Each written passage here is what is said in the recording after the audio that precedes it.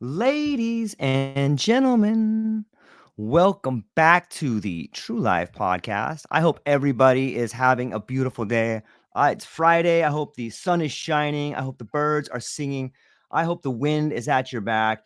And I hope you're ready to think about the question or the phrase of giving yourself permission, because this is a deep one. It's going to be a great interview today. We have with us Cortney McDermott. She is not just a name synonymous with personal growth and business innovation. She embodies a rare balance of strength and grace, seamlessly blending ancient wisdom with cutting edge science. As someone who has dedicated her life to unlocking human potential, Cortney has the unique ability to guide others through their own transformations with both clarity and compassion. Her presence alone inspires, but it's the graceful depth of her insights that truly ignites change in those who engage with her. With a career that spans executive roles at Vanity Fair Corporation and thought leadership at global platforms like TEDx, Cortney has become a beacon for those seeking to harmonize the intellectual with the intuitive, the philosophical with the practical. Her latest work, Give Yourself Permission, is an invitation to reframe limiting beliefs and step into the power that lies within us, a message that resonates with the grace and courage needed for profound personal transformation.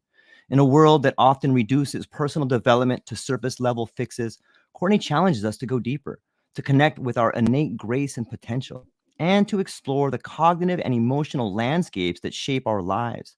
In doing so, she offers not just a path to success, but a way to redefine it, allowing us to navigate life's complexities with poise and resilience. Prepare for a conversation that is as intellectually enriching as it is personally transformative, where the lines between business strategy, personal growth, and philosophical inquiry blur to create something entirely new. Through her work, Cortney McDermott reminds us that real change begins not just with permission, but with the grace to embrace who we truly are. Cortney, thank you so much for being here today. How are you? Wow, thank you. I'm doing very well. I'm super excited to be here with you. Me Yeah. too. I am thankful that you're here.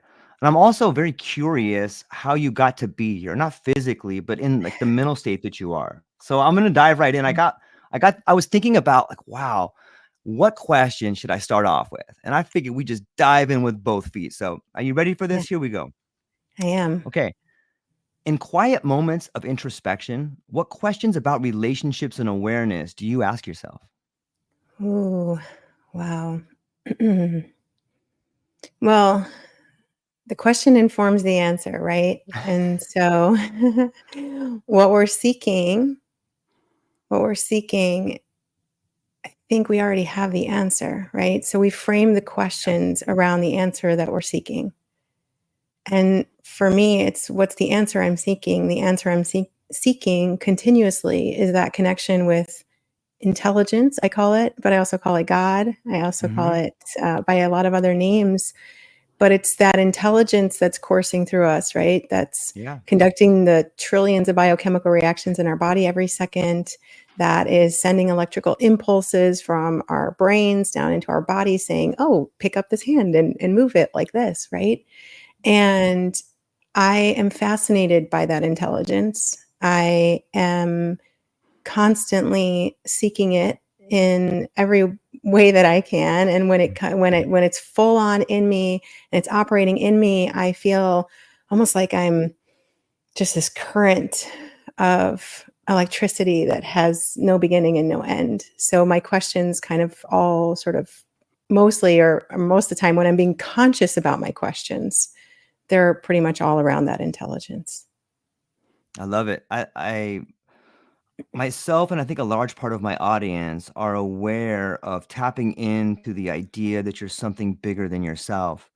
But it's Mhm. interesting to me when you talk about having a relationship with that intelligence, it seems to me that that sort of language speaks to you in times of quiet contemplation. And I'm wondering, how do you balance the the moments of isolation, or does it come to you in isolation? But I guess it's a two-part question. A, does it come to you in moments of isolation, and how do you balance the isolation with connection? Well, now it comes to me all the time. Nice. But, not I mean, I'm not always connected to it. I'm not always remembering to stay connected to it, and the distractions are Oh, wow. I mean, how many distractions do we have, right? And we're Right. exposed to trillions of pieces of data every second. So it's so easy to kind of um, forget that that wellspring of wealth in every sense is inside of us, but then obviously we're seeing the reflections of that. So these things start to work in tandem. I personally had, I say lots of cold and lonely hallelujah moments, right? Where, where it was like, oh man, you have to be alone, right? Mm-hmm. And now the name of the philosopher is eluding me, but this idea that all men's problems, or I'll paraphrase, all our problems stem from our inability to sit quietly in a room alone. And I've spent hours and hours and hours in that aloneness space so that I can really be out there feeling it real time, doing what I do in the world, right? So I just recently had a talk in front of 1,000 female entrepreneurs, and the entire time I felt that electrical current feeling Yeah. that I described a moment ago. And the whole next day, I just couldn't stop crying, just spontaneously crying for what can pass through us, what we can this formless that we can express through this form when we are in this kind of union with it, when we're dancing with it, when we're inviting it in, when we're actually inviting it to take over. And the two things are really not separate. And I think that's where we fall into a little bit of an anxious trap with ourselves, is thinking that um, well, that thing is separate, so I have to sit in a room to be with that thing, versus like when I'm out in the midst of the messiness, I can't be with it fully, or I can't know it fully. And it's actually it's almost precisely the opposite, because you start to step out and say, holy smokes, you're everywhere. You're in Yeah. the birds that are singing right now to us. You're in the light that's shining through the window. You're in this other form that you are expressing through right in front of me. You are in my fingertips. You're in whatever, in like you're in the garbage. You're everywhere. Yeah. You're everywhere. And so I think it's that bubbly, like, oh my God, you're really everywhere feeling that we are cultivating through practice. And the only reason we really have to cultivate that through practice is because we fell asleep. Right. I used to tell my daughter this story. Well, I told her to her once, and I kind of wish I had written it down. But it was about this girl who was in a field, and she could pick any flower she wanted in this field, and she knew every flower represented a different experience, and she knew what experience that flower represented. And so as she went through this field, she got to choose which experiences she wanted to experience, and all the things. And she fell asleep in the field one day, and when she woke up, she didn't remember that she had this power of knowing which each flower represented. And so she just started randomly picking flowers and having experiences that weren't so great, and wondering why. She just fell asleep. And the story goes on, but I use it here today. It's funny that I haven't talked about that story in a really long time, but I use it here today to illustrate the fact that, wake up. It's There's a divine invitation in every moment to wake up and see what's in front of you. And even if you just slip into thank you, it'll wake you up. Yeah. That's a beautiful story. I'm gonna look it up when we're done because I would like to read that story to my daughter. I think it's I beautiful. haven't published it. It was just in my brain.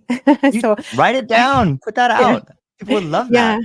I wrote a children's story once, actually, The Purple Elephant Rainforest, and I didn't publish that either. So I think I'll do some children's stories at some point. But yeah, Yeah. yeah, it's definitely one of the things on my many tracks of creativity that I want to express in this realm. So yeah, yeah. Like, what happened to you? Like, how did you I mean that in a good way. Like, for me and so many people that I've talked to, moments of tragedy have been the catalyst for them to understand how to live a life worth living, to understand that there's a meaningful world out there inviting you to be part of it if you're willing to have the courage to do it. But usually that comes through a tragedy, or being close Mm. to death, or a giant dose of mushrooms, or something on some level. Like, was there something that was a catalyst for you to be in tune with this? Oh, well, I wrote a whole chapter about this in the second book. The fifth chapter of that book is about play. It's about having Right. fun. Right. And it's permission to play, permission to have fun. And I I wrote that chapter because I was trying to do precisely what you're asking me. I was trying to deconstruct how this happened to me, because what I do know, as far as I can tell, is I had been in intense inquiry about Mm. this intelligence. I had been in intense searching practice. I had been studying everything from neuroscience to epigenetics to quantum physics. I had been meditating a lot. I had been doing all the things. And I'll tell you, I think what really allowed those experiences to start coming on was I gave up. Mm. I just gave up. And I remember precisely the moment that I was like, screw it. Like, it's just not going to happen. I'm not going to be able to access those brain waves of delta and gamma and all that while I'm wide awake. I'm just not going to be able to do it. and and I gave up. And then the most curious and beautiful thing happened was not just did I give up, and it wasn't like oh, poor me, I give it. No, it was like, screw it.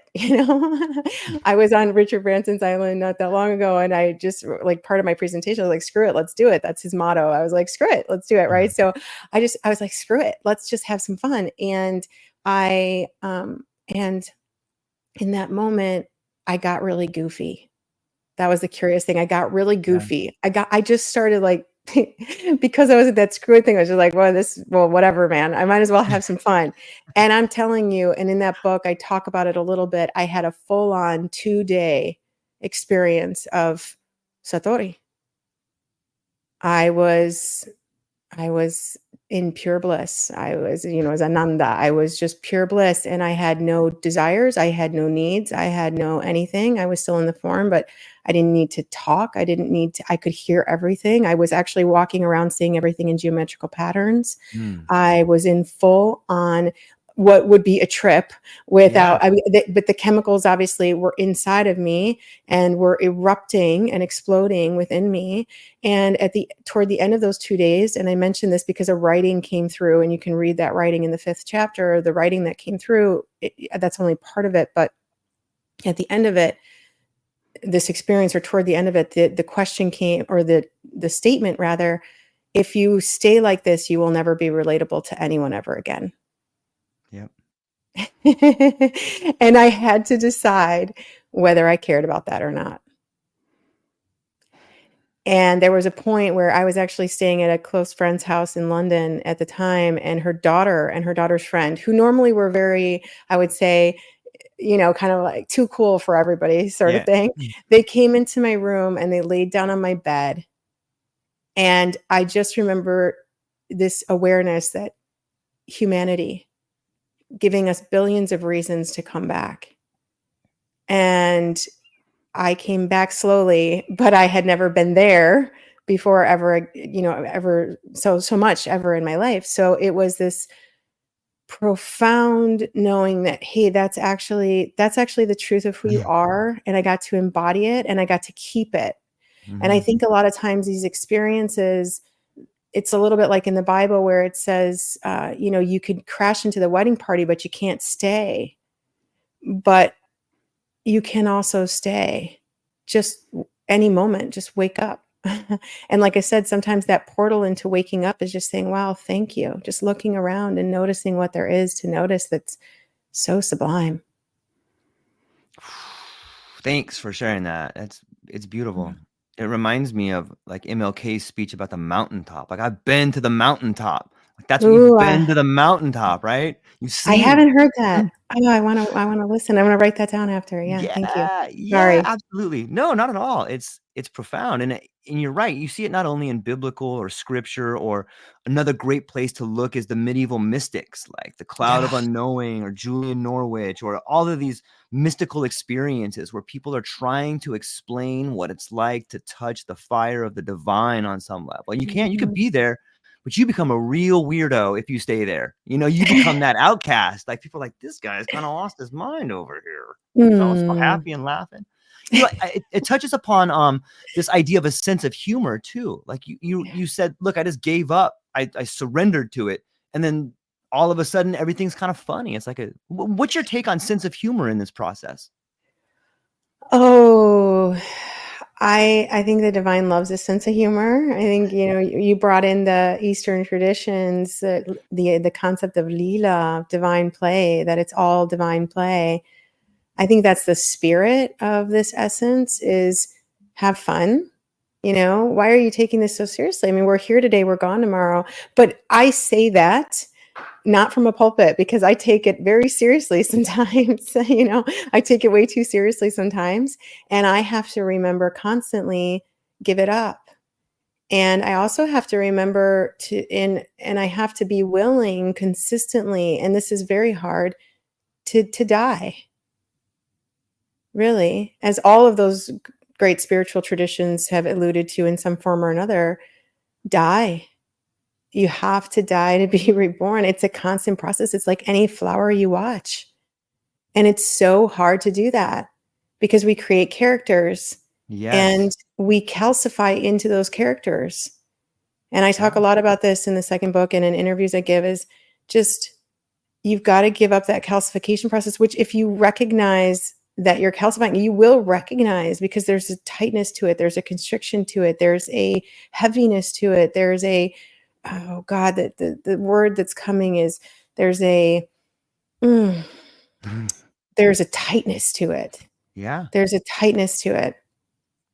And so I just say, be ready to give that up, because on the other side of it is a fluidity and a joy. It's but I get it. I calcify. Yeah. I start calcifying into characters that I've created all the time, and forget that it's a character for a moment.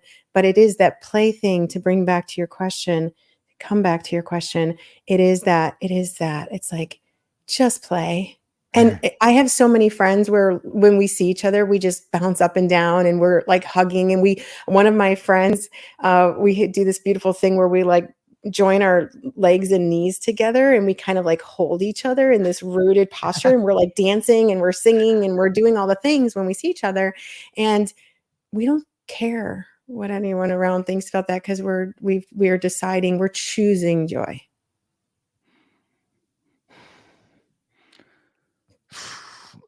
I think of death and rebirth and characters and roles and the first four letters of culture.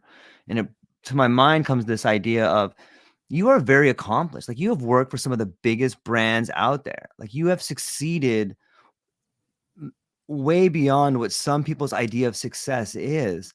Like, Mm. and you go, I can only imagine that you are sought after to speak at these different places, or probably trying to be recruited for some large corporations as an agent of change. Hey, let's bring in Court, she can change these. Mm. Like, how do you like having that rap put on you? Ooh, I love it, because people oh, that's the character. That's one of my main characters. I love that character. It's only when I forget that I'm not the character that I can get uncomfortable. Mm, It's only when I forget that I'm not the character that I can get uncomfortable. I'm gonna repeat that, because I yeah. repeated it because I think that piece is so important. I mean, we talk about person, right? We say I'm this kind of person or she's that kind of person. Person comes from persona. They were the masks they wore in ancient Greek theater. Right. Now, I have elaborate masks and I like all of them. People talk about the ego, they trash the ego. I'm like, I love my ego. It's what puts me up in that room. The ego is the lowercase I. What's wrong with the ego? The ego, it's only when you forget you're playing it. Now, I don't remember who said this, because I'm sorry that I can't attribute it to someone, but he was talking about a man playing Macbeth in theater. Actually, because I heard it secondhand, I didn't hear it from him, whoever he was. God bless. Playing Macbeth in theater, and then forgets that or starts to believe that he is Macbeth. And so he's going around New York City and he's ordering his cafe, his coffee, and he's, playing Macbeth and just very elaborate. And people are like, what is going on? Right. That's what people should be when you're playing the character so much that you've forgotten that you're not the character. And for me, when you ask about this so-called success, I didn't have success through that. My success Mm, did not come through that. That was the subject of my first book, Change Starts Within You, was I had gotten to all these places that everyone says that's success. you have the titles, you have the accolades, you have the position, you're jet setting around, you're the one person on the jet flying to wherever you're going. You're a wife, you're a mother, you're a marathon runner, you're all the things. And I said at the time, miserably successful. Mm. And I love being in this role where I'm called in from some of the, most remarkable humans on the planet right now to resolve this aching itch, this knowing that no matter what you seek outside, if you're seeking it only externally, you can't be happy. And I love coming in from the perspective of someone who's been there and someone who really fell asleep in that dynamic. And so, yeah, I love that character. I love that one that rises up within this form and goes into, the corporate, not even 550 rooms, and feels completely at ease. I love that character. She's amazing. Yeah. I like that. The expression of the formless through this form. I love that one. She's really groovy. Yeah. I think so far all the masks I've seen have been incredibly groovy, and the one behind the mask seems to be even groovier. So thank you for that. Hmm. Hmm. It, if I just stay in that area for a minute, on some level, when we talk about making real change, it seems like it's bottom up change. It seems like the individual has to become the best version of themselves in order for society to change. The corporate world, or maybe culture itself, seems to be top down. Is that like, are we waking up slowly as individuals and changing culture, or are we battling against this sort of top down structure, or is it both? I don't know the answer to that question. What I do know, or what I should say, I don't know. I should say, as far as I can tell, and funny enough, I also wrote about this in the first book. I don't usually bring in the first book, or it doesn't usually come into my consciousness so much, but I talked about the single cells of a body. It's one intelligence. You're a cell of that intelligence. I'm a cell of that intelligence. If we want to go down to the kind of atomic level, or it's even not even, Yeah. that's a, I'm not talking about subatomic, like whatever. Anyway, now I don't want to digress too much. When we go down to that level, I'm a cell, you're a cell.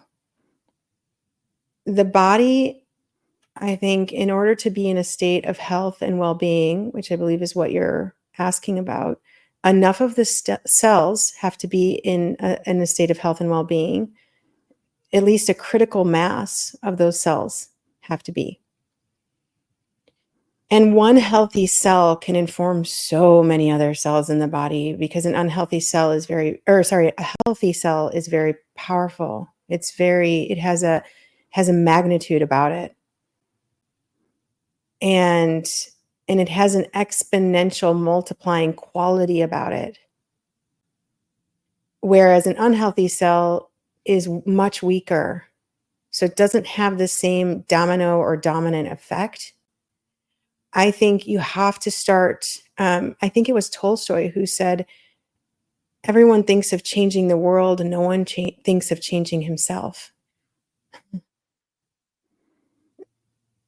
The change really does have to start inside of you. And that is the hardest thing, because everywhere you look, almost everywhere, and I think this is the beauty of the work that I offer, is I don't have your answers. And everywhere we look, someone is professing to have someone else's answers. And normally, if they're professing that, they don't have the answers themselves, at least in my experience. The only way to really be an answer for anyone and to really affect change, whether that's top down or bottom up or sideways or left, right, like it doesn't matter, is to really, Gandhi alluded to it, is to be it. I used to really when I growing up, my teachers would always say, "You're a teacher, you're a teacher, you're a natural born teacher." And I'd be like, "No, I'm not a teacher." And even when I was a full-blown professor, because there was a point in my many careers that I've had that I was a professor. I was teaching for Big Ten U.S. universities. I had a contract with the University of Iowa for a brief period. I was doing some business graduate teaching for them in their MBA programs and abroad. And I still railed against this teacher thing, but then I got this intuitive insight. I love languages. I've lived in different countries, and I love studying and learning. There's so much behind a language. Oh my God, that gets so excited because my brain's going to other possibilities to talk about. But I remember this moment where I realized an educator, right? Educate comes from edure, which means to draw forth, to educe, which is an archaic term in our language. We sometimes hear induce, but it's educe, edure. It means to draw forth, to bring forth the genius in others. And I thought, that's what this form does. This form does that. So when whoever's in front of me, it doesn't matter words, no words, you're reminded of the genius in you. And that's what I'm doing, I guess, if it's what I'm doing, non-doing. Yeah. Yeah, that was kind of a divergent answer, but I Beautiful. that's where my brain wanted to go on that one. It's beautiful. I love language too. You speak multiple languages, and you've already hinted at being able to sort of listen to the language of nature and what it's telling you on a different scale. Like, do you think being able to speak and live in different cultures and languages opens you up to seeing the bigger language, whether it's symbolism or whether it's the way a plant grows or a vine grows up a tree and knows how to put out a flower at a 47-degree angle on August 23rd at 3:33 p.m. Like, that's just language in itself, right? Maybe you could just geek out on language for a little bit. Take that wherever you Okay. want to. I love geeking out on language. Yeah, So me too. I feel like you and I are like long lost friends. I'm like, how long did it Totally. take you to come back into my field, my friend? There you are. Yes, there you are. So I remember distinctly multiple times when I was living in France. So I moved to London 25 plus years ago, and then I moved to France after that to write my dissertation. I was living in the south of France in Toulouse. I did not speak French well when I went there. I had taken an immersive course at the London School of Economics, but I didn't speak fluently at all. And it was very choppy. And I remember multiple times when I was living there where I was so saturated in the non-understanding of the verbal that I was trying to get through. And it's precisely what we were talking about when you were asking me about that connection with this intelligence, where you're so saturated in the trying, that you have no other choice. It's just through sheer exhaustion to just give up. Yep. And every time I gave up, there was a rewiring. I believe now, I looking back as best as I can understand it, there was sort of a remapping happening within me on every level. But there's another component of when you don't understand the verbal that you really, really have to rely on what's happening non-verbally and all of those cues. And I believe that's one of the reasons that I am a very good reader of what's really happening. Like I sometimes will joke that I have this amazing BS radar. Like the minute someone's not being real or the minute someone's lying, especially, anything, and it can be, and lots of people go around and not even maybe realizing that that's what they're doing, and it's like this part of me just all of a sudden cues in, it feels it. It's a sensation in my body. And I believe that all of those times where I was learning languages and living in different places and having to rely on so many other cues, it's funny because lots of times, even now, when I will listen to languages that I don't know, or I'll be surrounded by people in the language I don't know, I feel like I understand what they're saying. And I know that it's really, I'm understanding what's happening pre-verbally or non-verbally or on very subtle levels. And you know what? We all have this ability. I sometimes will say things like, well, if you walk into a room and people have been talking about it, you feel it. If talking about you, you feel it, right? You feel it. Yeah. Everyone feels it, right? And we're like, whoa, why do I feel that? You feel that because you do know, but you're just not in that sort of intense, dedicated, devoted listening to yourself and the world around you. Yeah. I read an article a while back that said the first thing you should do when you walk into a new room is take like a really deep breath through your nose, like, because there's so much information, and if you think about the way in which we use our senses to process information, the olfactory sense is something that sort of has gone away. Like, we don't really think about it too much, but it's the closest sense tied to memory. So why wouldn't it be full of information? If you walk into a room, you're like, and it's all in the language. Something smells fishy. Something's rotten in the state of Denmark. Like, it's in the language right there. I mean, but Yeah. it brings me to this other question about sense ratios. It sounds to me like a lot of what you're describing with language is more than the written or more than the spoken word. And it sounds to me like, on some level, this awakening, this confrontation with the divine spark that seems to be happening, of which your book is an invitation to. Is it possible that we could be in the midst of a radical transformation of sense ratios? You know what I mean by that? Like, we're consuming information in imagery and language in real time, in a stream of consciousness. Is it possible that maybe that's what we're beginning to see as this next step of evolution, where we really begin to have meaningful conversations beyond words? Ooh, I'm not versed in sense ratio. This is the first time I'm hearing that Yes. terminology. I will say that that I do believe that the real communication happens non-verbally. And in my experience, the most powerful moments I've had working with people is when I just shut up and let it be. Because what's happening is a transmission. I was on a live yesterday with one of my dearest, beautiful friends, and she's Colombian. She was the first woman in that region of the world to do 7-figure product launches online. She's just a really astounding human. And we were doing this live to talk about the release of my 2 audiobooks that are coming out shortly. And yeah, while we were talking, and at the beginning, because we weren't doing it in Spanish, we were doing it in English, she said, or actually, no, I said, this is a transmission.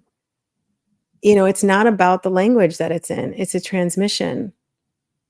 We just have to be together. I think it was Alan Watts, or no, it was a Ram Dass, aka Richard Alpert.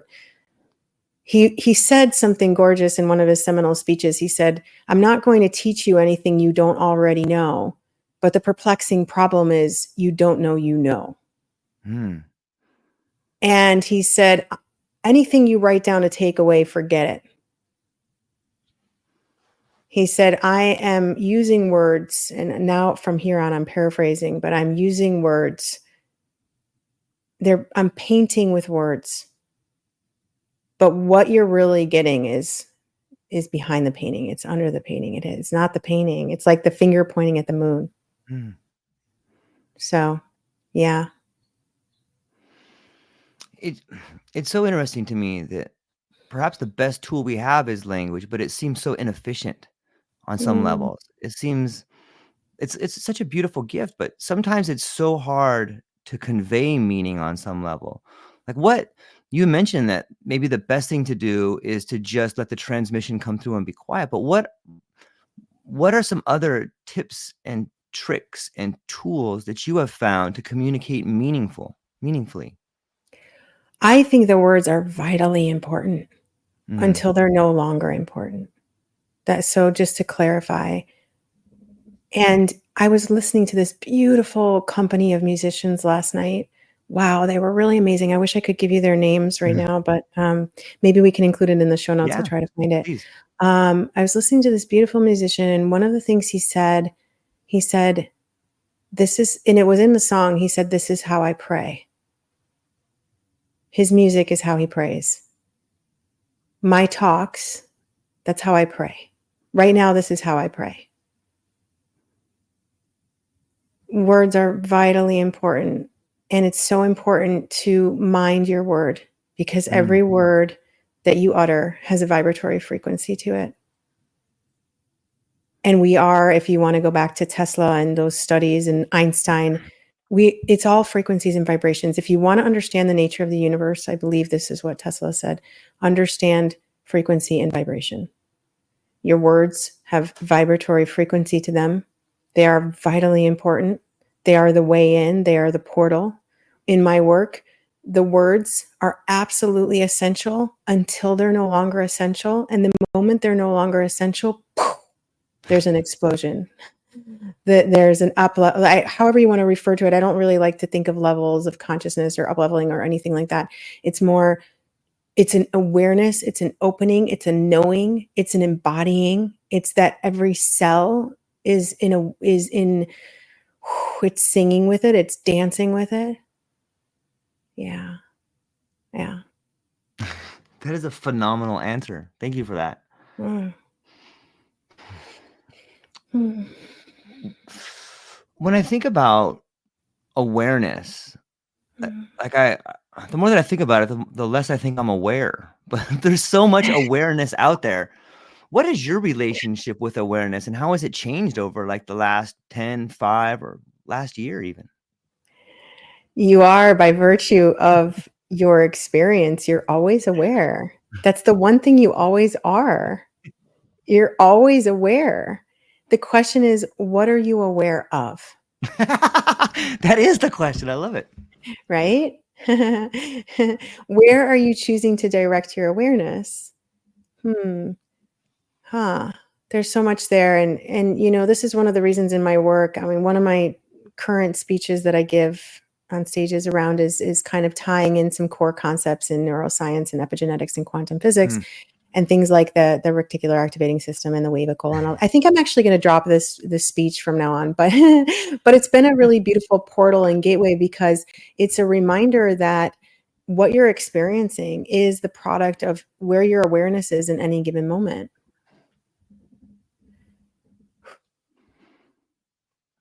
So when you really drop into, okay, where is my awareness right now? And you allow your awareness to really settle on what it is that you desire to be more aware of. And you learn, you train yourself. I train myself. I'm hyper trained to redirect my awareness. I have hyper trained myself. My second book is a lot about how I did that. I hyper trained myself to be aware of what I want to be aware of. Not what everyone else wants me to be aware of, not what social media wants me to be aware of, not even what my team wants me to be aware of, not what my daughter wants me to be aware of. That's the hardest one. Yeah. What do I want to be aware of? Because I know the power of directed awareness, which most of us don't have. There's a line, for some reason, I do like to draw from different spiritual texts, but the Bible's coming back again. There's James 1:8, when it says, a divided mind is unstable in all its ways. I'm going to repeat that. A divided mind is unstable in all its ways.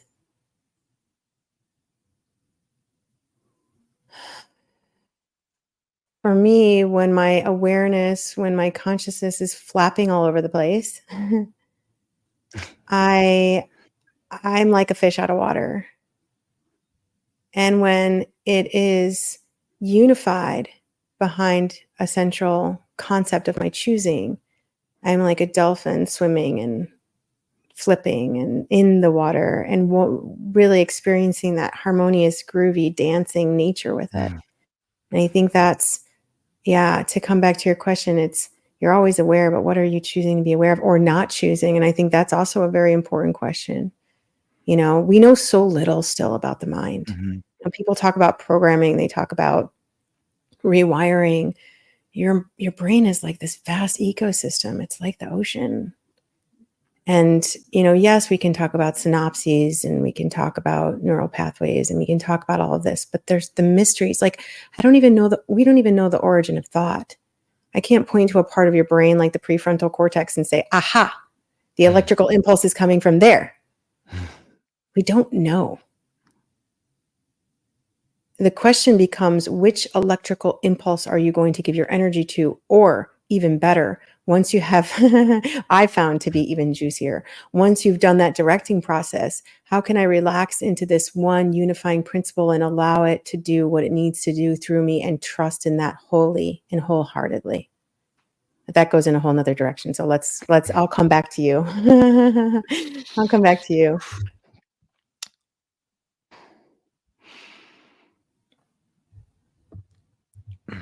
I recently spoke with a good friend of mine, Reverend Dr. Jessica Rochester, and we were talking about attraction and power in non-ordinary states of consciousness.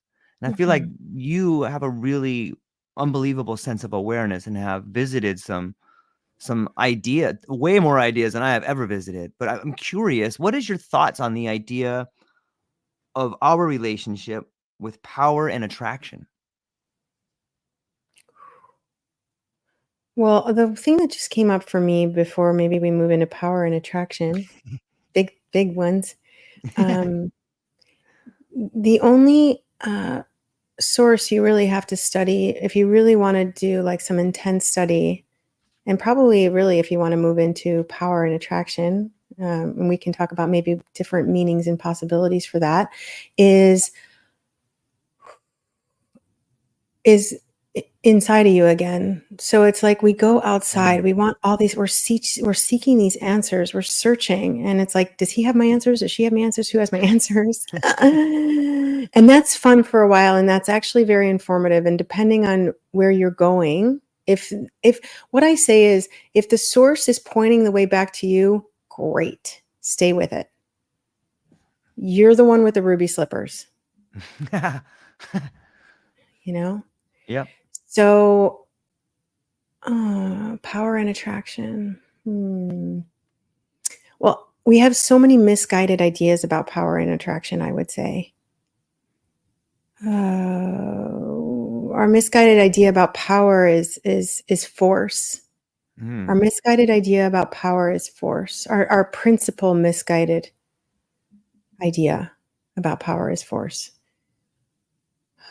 And the Tao puts this really beautiful, the Tao Te Ching, Lao Tzu, in the non-doing it is done. You know, we're scrambling, we're searching, and that has its place. It's like I said, it's like the Buddha, you know, falling asleep, you know, giving up finally. It's the same that happened to me.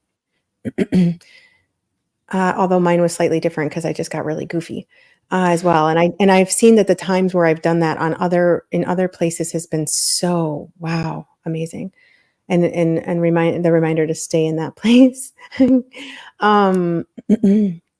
But yes, we have this misguided idea that power is force. So I have to go out and make it happen. This is one of the things when I hear that phrase we use, I'm like, oh, what do you have to make happen? It's all happening. Right. It's really misguided. So power is, I once was at a writers conference. This was many years ago, and a man stood up in the audience, and I wish I knew his name. I'd love to attribute it to him, as I think he was reading from his own writings, and he said, does the tumultuous surface of the ocean know of the calm at its depths? That's power. You can have all that going on, and you can have an inner, I'm here. And that's also the force of attraction, because I once heard it described like you could throw something in a tumultuous body of water and you won't see the ripple effect at all. You can throw it in a calm lake and you will see ripples that extend out as far as you can imagine. And it's the same with this idea of so-called attraction. Is really, again, it's a frequency. And what frequency are you in? And that comes back to awareness, and then that comes back to power. So that's the best answer in my current state of, as I heard Dr. Joe Dispenza say once, in my current state of ignorance. From my current state of ignorance, I think he said something like that. I can't recall, but like from my current state of ignorance, this is as best that I can answer that. And I am probably paraphrasing, but that's what comes up for me. I love it. It's interesting. That's a great idea about the tumultuous water and the calmness underneath of it. Oh, my sound is back. Sorry about that. Oh, that's all right. Okay, there we go. Have you found throughout the course of your life that you ask more why questions or more how questions, or any thoughts on that? Well, the question is vitally important, the questions you're asking. And the reason they're so important is because your subconscious, um, or your unconscious, again, and this is as far as we can tell in the studies right now, is way more open to a question than an affirmation. Mm. And the way your reticular activating system is designed, again, as far as we can tell, and just for anyone listening who may be more or less familiar with that, your reticular activating system is like the most glorious search engine ever created. It literally it's finding answers all the time. It's finding the corresponding Mm. matches to what it is that you're seeking. It's looking for that. And a great way to just kind of bring this home is a lot of people say, "Oh, I bought this car and now I see that car everywhere." Or I remember when many moons ago, I was working at the North Face, the outdoor company, and as soon as I started work, shortly after working there, it was like everyone's wearing North Face jackets. But it was really just my reticular activating system that was saying, this is important information to you right now. Let's pull it up in your conscious awareness because these things are all there. And there we get into multiple coexisting potentials and all of that. So we can go down that rabbit hole maybe in a second. But to bring it back to this point of the question, I don't think it's so much important about why or how. I think the quality of the question. I Mm. think this comes also, it's a stream down, but I know I've heard also Tony Robbins many years ago talking about like the quality of your question is determining the quality of your answer. Then the people like Zig Ziglar and all those guys, they were saying those things too. But and also our greatest spiritual traditions, again, I've said this, like, right, in one form or another, what are you asking? Ask and ye shall find. Ask and knock and ye shall enter. It's this idea that your question is informing a lot of what you're experiencing in the physical. And so again, I think more than how or why, it's like, what are my dominant questions and how can I shift those dominant questions again to be experiencing more of what I want and less of what I don't? And again, this comes back to like, where am I where am I putting my awareness? But it's so important because I think lots of times people think, well, if I just keep repeating this thing to myself, but you've been Yeah. repeating a lot of other things to yourself. And when you think of that in the tumultuous waves of the ocean of your psyche, and people having anywhere between 50 to 70, the average person having anywhere between 50 to 70,000 thought impulses a day, right? If you're throwing in an affirmation just a little bit here and there, you're not going to be reversing those tides very easily. It's calming the tides and the tidal waves of those thoughts and then introducing really beautiful questions. And I do cover this in the second book because I think learning to think, we say I think, which Mm. to me is so curious because we don't say I beat my heart, right? Right. I grow my And hair. right, I grow my hair. I don't say that. I grow my hair, which in a way there is, obviously there are layers of your, or not really layers, but you are doing that on some level, Right. but we don't say it consciously. We don't say I'm doing that, right? But we do say I think, which again to me is extremely curious because as I walk around, most people are not thinking. They are not directing their thought processes. They are not even aware of most of their thoughts and how they're shaping them, right? And so then we get into the calcification of the persona again. Fascinating stuff. But I digress. um, it's this idea, right, that you have this power, but you've got to learn how to wield it, right? And Yeah. one of the books that I was shooting into my consciousness right now is Think and Grow Rich. And I sometimes say, okay, if millions and millions of people have bought and read this book around the world, like how come it's not working for them? And I believe the fundamental reason to be that there are two words implicit in that title that if you don't get them, it's very hard to capitalize on some of the truths that Napoleon Hill shared. And those two words are Mm. learn to think. And this is a very arduous task because you have to sort of unthink your way into a new way of thinking. And questions, to come back to your original question, because I want to stay on your tracks, is part of learning to think is asking really beautiful questions and learning how to make those the dominant thought impulses. Again, they're electrical impulses. Again, we don't know the origin, but we do know that they're like these electrical impulses, and then again, attaching to some can be exciting for a while. And I think that's what Napoleon Hill's work really covers, is like the real attachment to a certain thought impulse, learning how to do that. I believe on the other side of doing a lot of that work, even though I still believe in a lot of the validity of it, there's also this beautiful resting place of, okay, I did all that, and now resting in just really spontaneous evolutionary impulses that come through, and again, without forcing. Yeah. It's a beautiful, thank you. The idea that the questions activate the reticular activating system, which allow you to call in your higher self, is like that. It seems to me that it's a pathway to better understand how you think and how to act and how to live on a lot of levels. Another question, if I'm trying to frame beautiful questions that I've written down here. If you could speak to your past self during a time when you felt most isolated or misunderstood, what would you say now about the relationship between grace, awareness, and the desires that shape our paths? Hmm. Hmm. I don't know that an earlier version of myself would have wanted anything too constructed. Like, oh, grace, awareness, the desires. Like, I Yeah. feel like the earlier version of myself needed to simplify, and and still on many levels, I think, Da Vinci said simplicity is the ultimate sophistication.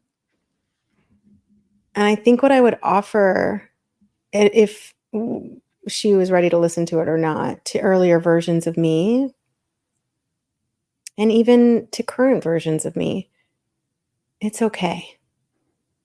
You're safe. Trust. One of the things that I often get called in to talk about is confidence. And confidence comes from the Latin confidere, which means with trust or with reliance. Like, you can trust what's happening no matter how painful it is. You were talking at the beginning of people going through a lot of painful experiences, and that being the sort of hallelujah moment. Yeah. I've had a lot of traumatic things in my life, and I see those things as these really divine mm, opportunities to relax and trust, because on the other side of them, there were always these really great gifts. But in that moment where that tumult is hitting you and you feel you feel the intensity of being human or in Mhm. form. And it's funny now that I'm saying that, I'm thinking, or what's coming to me is really this like holding this intensity that we are inside this tiny form, like holding worlds inside this small vessel. It's very hard to reconcile. So for me, yeah, I guess an earlier version, and like I said, even current version, sometimes it's just trust. You're safe. It's all okay. Even if you can't see it. I was playing Monopoly with my daughter. I think it was probably about a year or 2 years ago. We were playing Monopoly, and we haven't really played it since. We went through a whole, like, I don't know, it was a week or something, or however many days, or however many times that in that short period that we were into Monopoly. And I remember that every time she would draw a card that was an unfavorable card, she would get really upset. Like, you have to pay $50 or you have to go to Right. jail. And I remember the equanimity with which I was pulling the cards, because I knew it was a game. Right. And so I knew it was a game. So I was like, oh, wow, okay, I got this. Right. And I remember one day, as I was living in Italy, I lived in Italy for 23 years. I just moved here to California from Italy a couple months ago. And I remember one day, like, I got some registered mail in the mail. And what registered mail usually means in Italy, and I don't know about here, but it means you got either a ticket or a fine or something. Right. And I remember because my accountant had actually made a mistake on my tax return. But I remember receiving this and knowing that there was probably something like that in it, and waiting to a moment where my energy was really high to open it, which is one of my, if you were asking about tricks, this is a Right. trick, I guess, that I use. I wait till my energy is really high, and then I open this knowing like whatever's in here is okay. And I opened it, and it was like a 900 euro back payment to the government. And I sent it to, but I remember opening it, and my first thought, the first thought impulse, and again, this was from training, was like, thank you. Thank you that I have the abundance to like not worry about this at all. Whereas maybe in a previous version of my life, I would have been like, oh no, how am I going to pay for this thing? Right. But the abundance is within you. And this is a whole nother conversation, but it's like knowing that you are provided for. And I just felt such immense gratitude that I could just pass this off to the accountant and say, hey, what happened? He ended up having to also kind of give me some money back because it was his mistake. But I just remember feeling that equanimity again. And that is what I'm alluding to here. I'm suggesting here is they're all happenings. Everything that's happening is just happening. That's it. Whether someone smiled or frowned, it's just a happening. You have no idea what's behind it. Are you going to pick it up and hold it? Are you going to let it go? And that goes for whatever you're perceiving to be right or wrong, good, bad, left, right. It doesn't matter. So I guess, yeah, that's what I'd offer to her. That's Yeah. great advice. But you alluded to trainings. Like, what kind of trainings are you doing? Oh my God. What trainings have I not done? It'd be a lot easier to answer that. Okay, answer that one. Oh,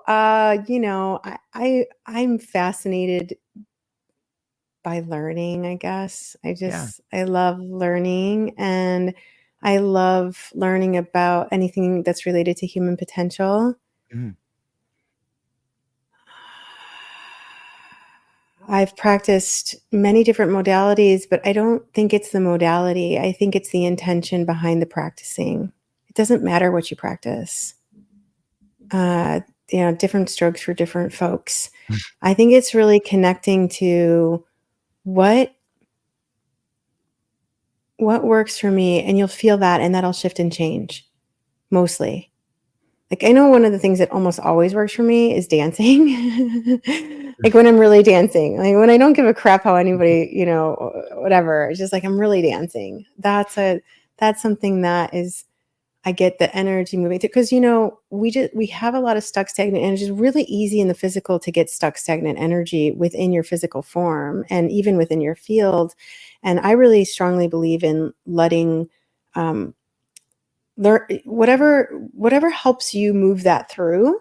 Lots of times people will say, oh, I was really struggling with something and I got up to take a walk around the block and then it came. Yeah. Right. Shaking is a wonderful way. I once heard this woman talking. So I was in the south of France, and she was talking about shaking, and she was introducing us to this practice of koya. And she said, imagine a gazelle being chased through the grasslands by a tiger. And the gazelle gets away. However, the gazelle does not go to therapy for the next 10 years about this time that the tiger was chasing her through the grasslands. What the gazelle does is she shakes through every part of her body, releasing the tension, releasing the fear, and goes back to being a gazelle. When this woman, Rochelle, told that story, I was like, yeah. And at the time when I heard it, which actually was before I hit the south of France, I had watched a video of hers online, and I couldn't shake fully one of my legs. Like, there was so much stuck energy. And at that time I had quote unquote achieved so much.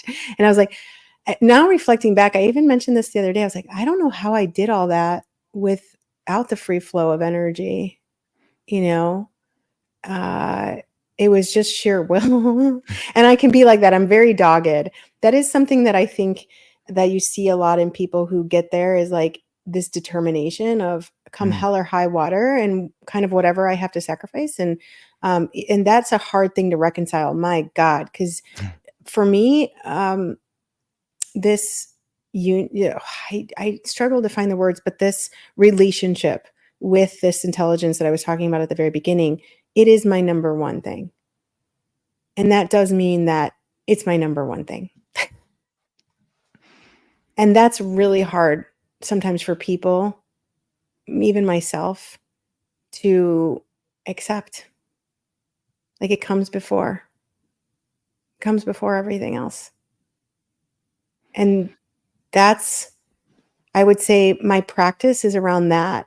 I care most about that. And it was hard for me to admit that for so long, because I was like, wait, you're supposed to care more about being a mom. You're supposed to care more about this other thing. You're supposed to care more about, and we're hyper trained that you're supposed to put your focus outside. Even though we get that story about the life vest and, on the plane and all that stuff, like we're like, no, I have to put the life vest over here. And meanwhile, we're drowning. My relationship with God is the most important thing to me. And it was really hard to allow that to be what it is, and to allow the social stigma of that to ostracize me many times, because that was what I was choosing. But it's just, for me, that's what it is. So I have to keep on that. Like that's my knowing, as far as I can tell. Like that's what drives me and motivates me. What allows me to do what I do, and not do and be. Yeah. That's deep. Yeah. Thank you. It's like a lot for a Friday morning. I wouldn't have it any other way, right? Like it should Good. be that way. Like it should be in depth like that. I think that the meaningful conversations about self and identity and how you get to be where you are and why you think the things that you do and struggle and sacrifice. That's a great word too. What comes to your mind when I say sacrifice? I don't believe in sacrifice, but I practice sacrifice sometimes. I Maybe we think should define it. Like how would you Yeah. define sacrifice? Oh, good point. Okay, because I think lots of times we're taught to sacrifice and give up our own happiness for the sake Yep. of something or someone else. And when I talked about sacrifice just now, that's what came up, because I remember this time in that 2-day experience that I was telling you, kind of right toward the beginning of that experience, I had this amazing revelation come through that like I no longer had any feelings of guilt or responsibility toward anyone, even my daughter. What? It was like, whoa, That's scary. but it was so scary. Yeah, right? Like, thinking about it, but at the moment it wasn't scary at all. At the moment it was just pure liberation. But talking about it now, I can feel the remnants of fear that can grip me sometimes. When I forget again that I'm playing a character, she's playing a character, that's not the truth of who we are. The truth of who we are is, as far as I can tell again, is this liberated, grooving, enjoying energy that courses through us when we let it, and that informs the form in ways that we just can't know, but we can embrace and we can joyously dance with. And that idea, like, because I always thought I have to sacrifice.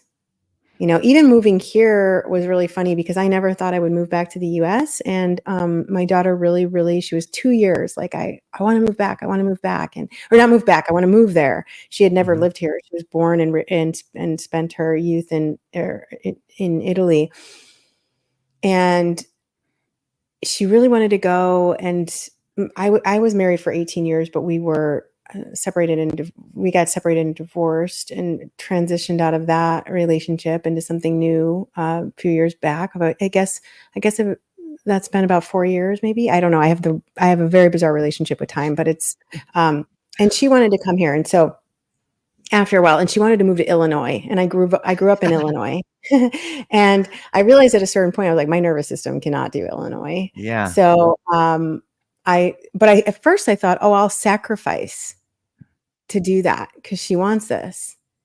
And then I realized, what? Like, I won't be healthy. I won't be well. Like, why? No. So then I started looking at Costa Rica. And I was looking at American schools in Costa Rica. And then I realized, oh my God, at a certain point, I realized that was only about my nervous system. But I had written CR on a sheet of paper. I thought I had written CR. And I looked down and it was like a lightning bolt passed through. And because it was CA. And in that moment, I realized we're going to California. And we moved to California. And I came at the beginning of July, the end of July. And she came at the beginning of August to start school here. And I got here, I landed, I felt really like, yeah, this is it. She had made some really close friends and a boyfriend about 3 months before leaving Italy. Okay. All And right. so before she even flew over, she was like, I don't want to come anymore. And bear in mind, I had either given away or sold like 98% of what my physical belongings. I'm fairly simple in my what I have. I feel like we can all let go of a lot of that anyway. But I had done that. I had left everything. I had left all, everything. I had left to come over here. I had really fully stepped into this new pattern of life over in here. And she, meanwhile, doesn't want to get on the plane in Italy to come. Doesn't want to get on the plane in London. I'm in the middle of the night coaching her through. You can do this, baby. You wanted it for 2 years. We've got this. I'm here. It's going to be amazing. This place is amazing. All the things.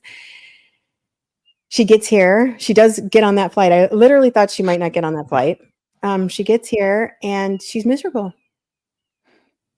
And she's miserable for months, a couple months.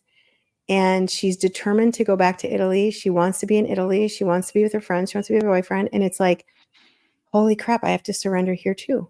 I'm not going back to Italy right now because I feel that in me. And then you get this onslaught of other people telling you, oh my God, no, you have to do this, or, family or, like you have to make her stay until, whenever, and make her stick to her commitments and all these things. Like these are the things we're trained. These are the things we're taught.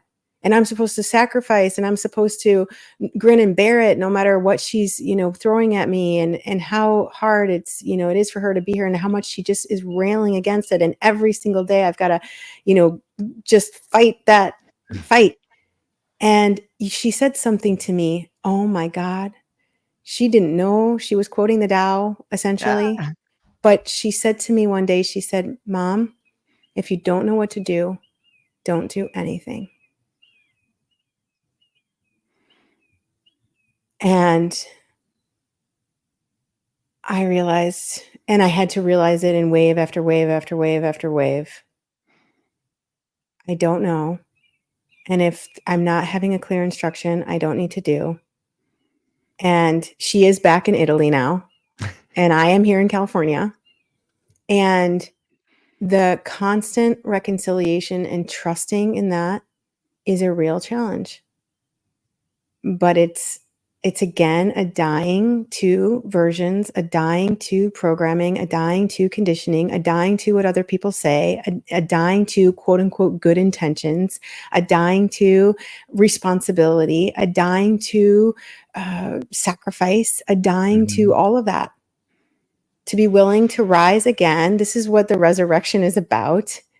To rise again into a new expression that you don't even know what that expression is going to be. Is that long answer your question? Beautiful. Yeah, it echoes a lot of my family just moved from Hawaii, and we had a similar experience with my daughter going to a really cool school. She had gone to this school for like 5 years. She had all her friends there, and we're like, okay, we're leaving here. What? Yeah. Dad, what the hell are you talking about? We're not doing that. But Mhm. it's interesting to see the way in which I felt like the decision was kind of made for us. Like, look, everything's Mhm. pointing to this. This is what we're Yeah. doing. Yes. And Mm. on a level of relationships with the next generation and our kids. I spoke recently with Dr. Joseph Sassoon from Georgetown, and he wrote this book about his family. And there was letters in his book that spoke about like a 14-year-old man going to Norway to spend the family's fortune and invest in business, and like it makes me just realize how far have we come where it used to be and maybe we can get into this idea of rites of passage and ceremony and Mm. the I think there's something to be said about rites of passage, whether it's becoming a man or becoming a woman or becoming more comfortable with living your own life or surrendering to Mhm. certain things. But yeah, maybe that's a good transition. What have you had the experience of rites of passage in your life? And do you think there's an absence of those in the Western world today? Mm. Ooh. I think I had many rites of passage that weren't called rites of passage. Okay. Yeah. Like, really, really dark, Mm. really, really dark moments that were rites of passage. They were like the part that no one talks about in the metamorphosis of the butterfly, where the Mm. butterfly essentially has to eat itself, or the caterpillar, Yeah. sorry, and the pain of that. I remember times in my life where I used to sleep on the floor, like a hard floor, because I was so deeply entrenched in pain and believing that that's what I deserved. That was a rite of passage, for me, not for everyone, for me. Um, I have been exposed to certain ceremonies, and what I will tell you about rites of passage or ceremonial, and by ceremony, I mean, there's so many, like even just a Yeah. cacao ceremony or Yeah. just a joining together. And I do this with my friends a lot. We just join together. And I think what's important about it is not about going anywhere from where you are. It's about the intention. It's about the spirit that you join that moment with. And those rites of passage exist every moment. Um, Yeah, I think there are huge. I think that the cultures that knew and that practiced rites of passage, they were deeply connected to everything. They were deeply connected to the power of plants. And I mean, not just as medicine, but as living beings that are stretching out and interconnected and knowing their interconnectedness. They knew it. It's like not like anybody had to tell them, "Oh, you're interconnected." Right. These Right. cultures, they knew it and they provided this because they knew it. I think we've grown into a lot in the West, but even, you see it in the East for sure as well. Very disjointed, very disconnected beliefs. They're not real, but we perceive them as real. And it's almost like you're detached from your limbs. Like it's almost like as if you said, "My arm's over there."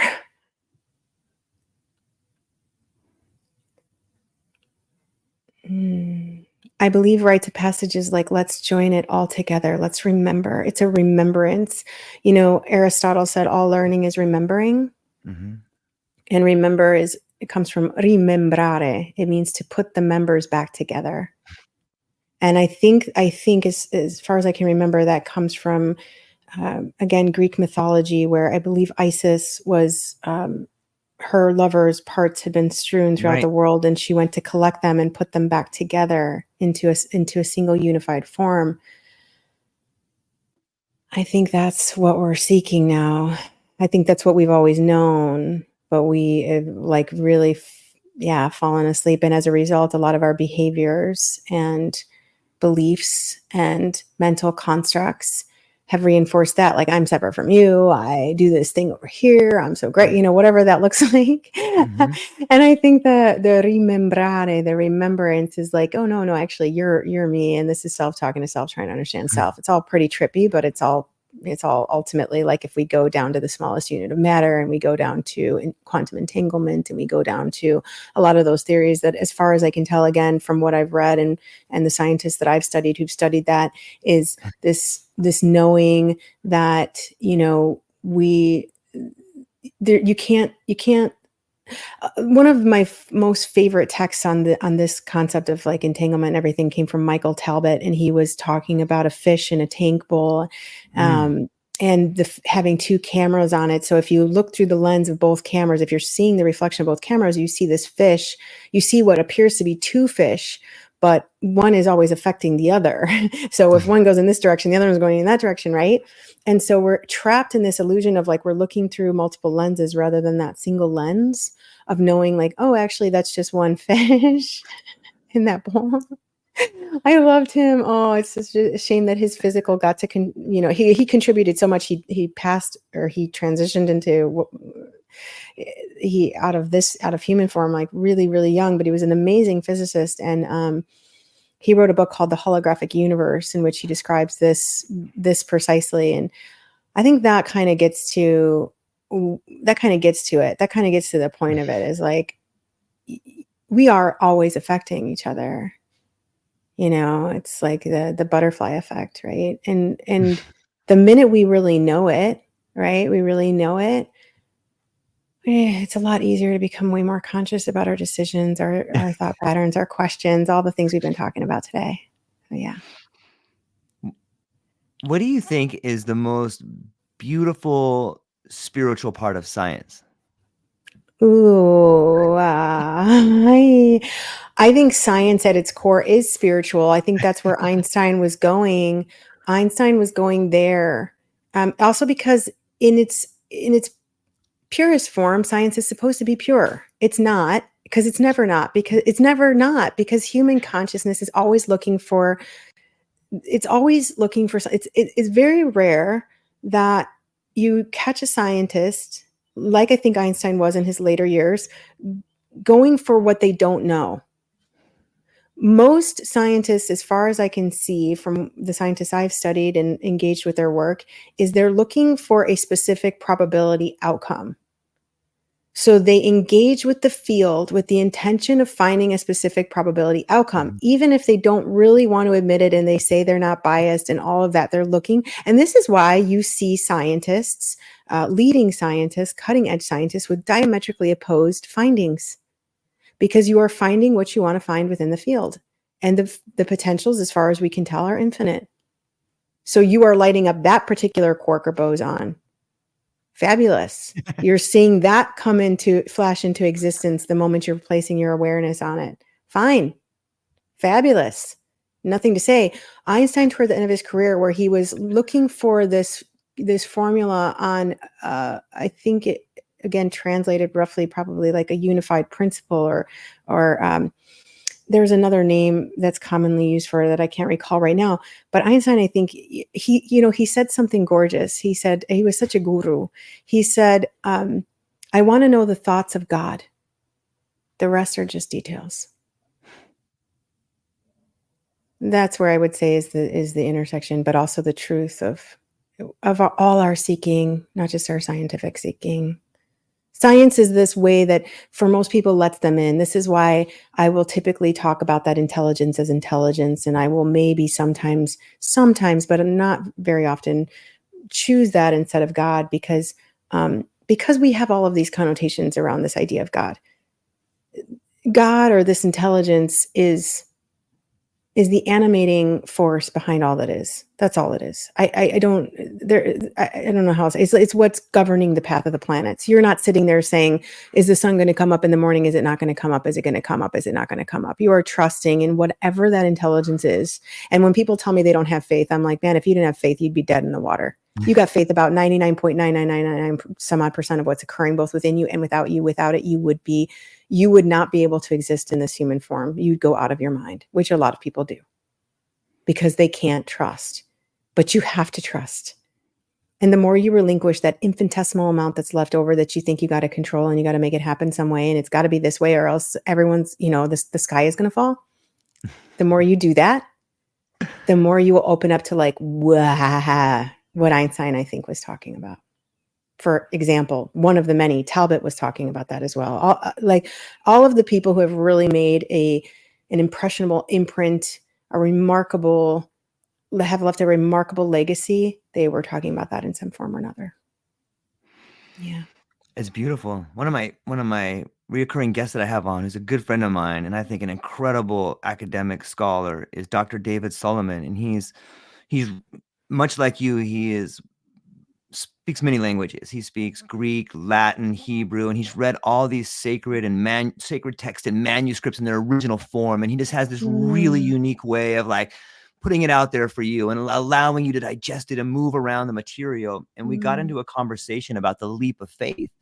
And we were talking about life lessons and moving through stuff. And he's like, George, people come to this term, and you can see it in the medieval mystics, and you can see it in today's world if you know where to look. But there's this leap of faith you have to take, and there's no reason it should work. There's no rhyme or anything to it, but it's that leap of faith. It's that space in between the top of the pyramid and where you're at now. And like, that's the leap of faith. And when you started talking about faith, I just thought about that. Like, and I can't help, I can't help but thinking about, like, my audience is big into psychedelics and non-ordinary states of consciousness.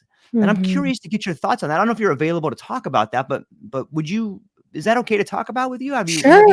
Sure. You can talk about that with me. And I just want to say one thing before you move into that. Please. I think it helps people. It just flashed into my awareness when you said it, so I'm going to share it. And please. We often hear this leap of faith. Yeah. You don't have to leap anywhere. You just have to relax. You just have to relax. You don't have to jump across some great divide. Just relax. It's a happening. Like my daughter choosing to move back over to Italy. I can have my panties up in a bundle, or I can just say, I'm going to relax. I can say, I'm going to leap into this new life and I'm going to make everything da-da-da. Or I can just relax and say, oh, wow, so interesting. Now this is what life is proposing to me. Whoa, isn't that curious and interesting? All right. I had to share that. That just came through and it felt like it needed to be shared. Yeah, I love it. It speaks back to the metamorphosis, of how are you going to change? Are you going to watch it happen? Are you going to think you're the person that's doing it? But that does take us into psychedelics. What's your relationship with psychedelics? So, well, and I also want to say metamorphosis, because when you were talking about Greek and stuff, and psychedelics is a great way to also transition into it. Metamorphosis is a great way to transition into psychedelics. When you were mentioning Greek and this previous guest, I was thinking about, I had originally years ago, I wanted to study Greek because I wanted to be able to read the Metamorphosis. I didn't do it. It's so hard. And my hat is off to your friend and fellow. I introduced you to him. You would love talking to him. I'm sure I would. So here's what I think about psychedelics. I believe that used intentionally, used with intention, and used with love, and used in this kind of ceremonious way that you're talking about, I think they can be incredibly healing for humanity. I am fascinated by the work I started years ago with the work of, and I had not experimented at all with these substances, but I was fascinated by what Ram Dass, again, AKA Richard Alpert, was talking about in his work, and Timothy Leary and all those guys. I was like, whoa, they were really onto something, because I knew they were onto something. And I'll tell you how I knew they were onto something, and how anyone can kind of know someone's onto something is it lights up centers in you. You listening, it does something inside of you that you're like, what just happened? When you listen to some of these, talks and this is what, in my work, this is what I feel that my form is here to do, because it's like people say, oh my God, I like everything just opened up, right? And that's what it is. It's not that anything you say, again, to write home and take away. It's like that it's a transmission. I believe that these medicines have transmissions, and now also the current work of Michael Pollan. I'm reading Yeah. his work right now. I think it's fascinating. I think it has such a phenomenal, important place. I have since then experimented with psilocybin. I think I've had my experiences without have been actually more profound, and I haven't done anything like the hero journey thing that Right. is talked about or anything like that. I'm interested, I'm curious. But just the little bit that I've experienced, I'm like, oh yes, this is this is akin to what Mhm. I experienced, what I'm talking about in the second book. And for whatever reason, I feel like I know that medicine, psilocybin. I don't know why I feel like I know it, but I feel like I deeply know it. Maybe because, again, maybe the mycelium, maybe, Yeah. I think also his work. What is his work? He's fascinating, that guy working with mycelium on fungi. God, he did a Paul TED talk that Stamets? was. Thank you. Oh, that man. I am like, thank you for doing the work that you're doing to open people up. And I have seen it go both ways. I have seen people. Um, I think maybe I think if you're using it as like, I want to escape versus I want to Mhm. know, I think psychedelics can take on a whole different expression within you. Or like, if you become that, oh, I have to do this thing as I can't sort of be in this dimension Yeah. if I'm not doing that. I think as a help and as an awakening, I do believe, but I also believe that whoever is administering it, whoever is working with you, has to be extremely trained and has to be someone who is coming at it with through that spirit, through the spirit. I I believe it's a huge part of human. I believe in rites of passage, and we didn't get these rites of passage, and I believe they are extremely important rites of passage. And we were taught to demonize these things. No, these are plants. We Everything that you have here that was given to you by this intelligence was given to you for a reason. And if you have this access, I think it's so important to explore by whatever means you want. It's important to explore your relationship with that intelligence. It's vitally important. Like I said, for me, it's my number one thing. Yeah. And I noticed that it allows you to access those parts that have been systematically hidden from you. So I'm all about it. I think it's great if used in a very conscious and maybe I'm saying if used this way, that's my experience. I don't know. And I believe that anything, like even sometimes people getting drunk, that's seeking that connection with, like, turn off all this crazy noise around me. I just want to Yeah. relax. I just want to enjoy. That's okay too in that moment, because that was needed to remind you, like, I can enjoy this. I can go around laughing and stomping my feet and dancing, and I can have a good time and just it's okay. I think we have this tendency to be like, this thing's good, that thing's bad, this thing's right, this thing's wrong. I love uh, when Rumi said, Mhm. out beyond ideas of right doing and wrongdoing, there is a field. I will meet you there. I think plant medicine and sometimes any kind of medicine really that is used in this way, like, it's to remind you there's a field beyond all of these constructs, and it's playful, and it's you're playing. I mean, Shakespeare, when he was talking about all the Mhm. world's a stage, all the Yeah. world's a stage. Wake up, enjoy it while you can. It's fast, man. This whole form thing, this whole material thing, this whole physical thing, it's fast. Yeah, Yeah, it's a it bleed. it is. Mhm. Mycelium is such a wonderful metaphor for life. Like when you start thinking about the way it grows under the ground and it forms connections and it moves minerals and information and life around underground. It really my friend Tess Brzezinski, who's a mycologist, she does this therapy with psilocybin where she'll not only help and coach people through it, but she'll teach people to grow the mushrooms themselves. And in doing so, you got to Mhm. inoculate the grain, and then you can see the mycelium grow in the grain in a glass jar, but sometimes it gets contaminated. And like, what a Mhm. beautiful metaphor for life when you go, whoa, I'm growing this thing and it's showing me contamination. Is my life being contaminated? Hey, it's being Mm. contaminated by this fungus, or this being like, is there points in my life where I'm making contact with something where it's contaminating me? And like, that's what I begin thinking about, that language you spoke about earlier, about this divine world constantly trying to flow to us or through us or speak to us on that level. It's like the information's all right there if you're just willing to be open to it on some level. And like, that's one of the reasons why I'm so attracted to the psychedelic experience. And I guess a follow-up question I have for you is someone who has found themselves on both sides of the corporate world. Do you think there's ever a chance where we could incorporate some sort of plant medicines into insurance models or mental wellness for corporations? Oh, I think that's fabulous. Again, if done and presented in the right way, I think that's Right. absolutely fabulous, because there's got to be a doorway out of that consciousness for a new consciousness. And that doorway can happen through a talk. I mean, I give talks sometimes and people are like, holy crap, everything changed. I mean, I have had people come back to me after 6 years ago hearing a talk of mine, or 7 or Mhm. whatever, and saying, my whole life changed from the moment I heard that talk. Everything shifted for me. I had a person, and we have hundreds of testimonials and reviews come in all the time. And I had one person for the second book who said he had been living in a trailer with his kids, barely making it. And he said he read the book and he got out of the trailer. He's had a whole new life transformation since then. He doesn't even recognize himself. His kids don't, recognize, like that. I'm like, holy smokes, man. You don't know that where the transmission is going to come from. But you also talked about something incredibly important, which is this contamination process.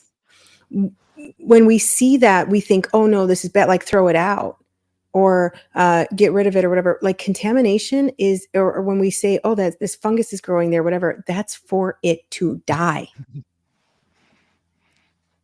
That's for that consciousness to die.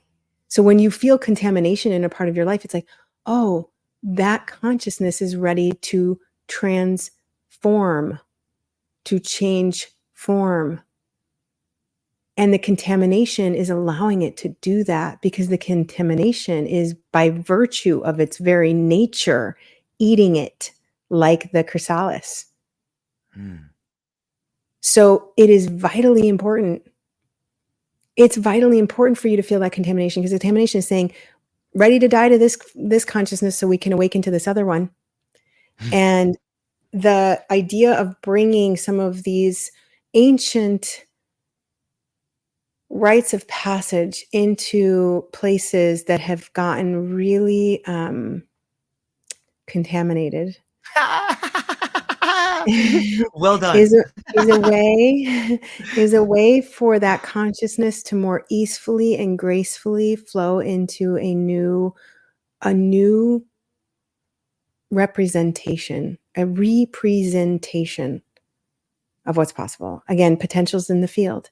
They're all coexisting. They're all there right now, simultaneously. This is the whole space-time continuum collapse. This is true. I've experienced that, again, without the medicine. Right. That was amazing. Non-locality and everything, really living it and feeling it and knowing it in my body. So yeah, anything that can awaken us together. But I think, again, for me, context is incredibly important. Intention is incredibly important. It's not like, oh, I'm going to have this experience and then I'm going to go back into the rush. I mean, right now, the whole system is based on quarterly driven profit. That's a linear system being run in a non-linear environment. It cannot be sustained. So again, contamination will come in some form or another. The mycelium will cover it up. It will. It has to.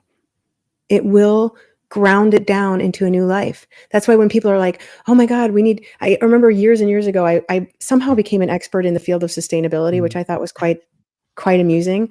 I was sort of known as this like expert, and it's crazy. I had a whole nother life within that. I love it.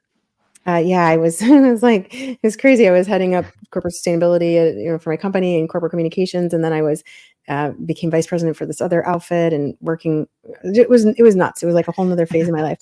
And then I was working on all these indices and all these things, which were adopted by the world's largest retailers and all that stuff. So it was kind of crazy. And I kept telling everybody, I was like, I'm not an expert in this. I'm not. You like keep trying to put me as this thing, but I'm like, I'm not that. But they're like, but you've written these papers and you've done these things. I'm like, yeah, but I don't know anything about any of this. But what I did know was I said, no one's saying the emperor is not wearing any clothes.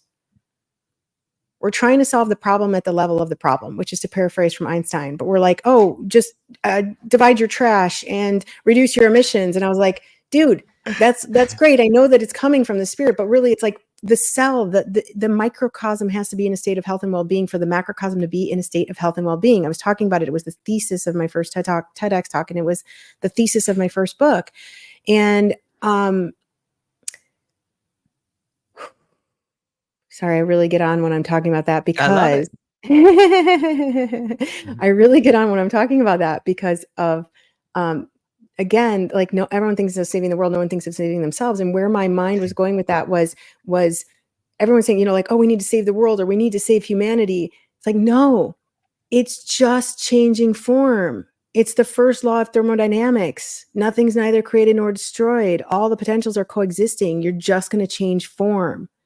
If you choose to do that consciously, it will take on a quality. If you choose to do that unconsciously, it will take on another quality. What is your decision? What is your choice? Yeah. I get on a soapbox about stuff like that because I'm like, dude. Love it.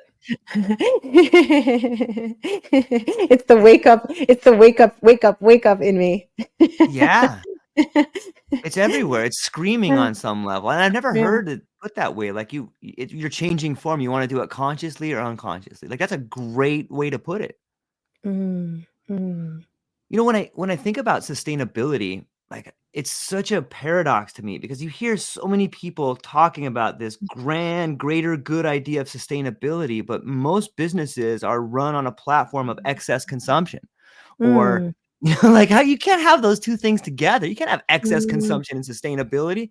Those are at opposite ends of the spectrum. Like, and then that kind of leads people, at least me sometimes, to this idea of like, it's all kind of bullshit. Like, what are they talking about? Like, I don't know. Is that too cynical to think about like excess consumption and sustainability? I don't think it's cynical at all. What we have to realize is the policies around consumption were very intentional.